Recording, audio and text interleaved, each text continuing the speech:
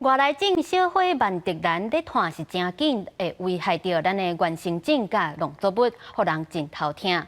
不过，这款种人嫌的外来种，即马会当摕来做蚊仔粉，抑阁有果子的生长剂甲洗衫剂等等，带大家做伙来看。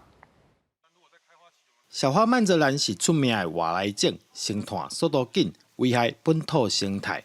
不过，透过工研院研发，用小花曼泽兰提炼的醋喷在水果顶悬。会当预防虫害，另外还当制成生物炭改良土吧。小时候在国中然后在包括国中在20几岁的时候因为喷那个农药，结果有2次的中毒那中毒非常严重。中毒之后我就一直在推广这有机。它有所谓的小花曼泽兰的木醋液，它有特殊的味道。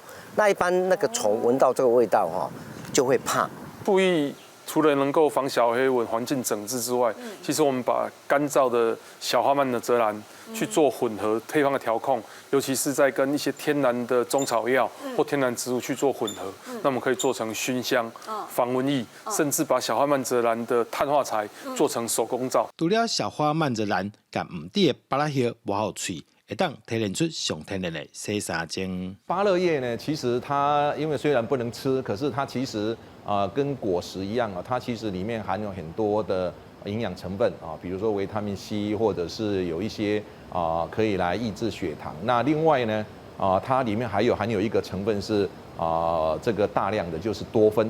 那多酚就是一种天然的人体抗生素所以呢它不但可以抑制细菌，而且呢又可以有一个来去除油脂的一个功效。其实唔拿芭乐、往来叶啊等等的农业废弃物，嘛拢会当提炼再利用，用科技来达成循环经济。记者杜君豪，新竹报道。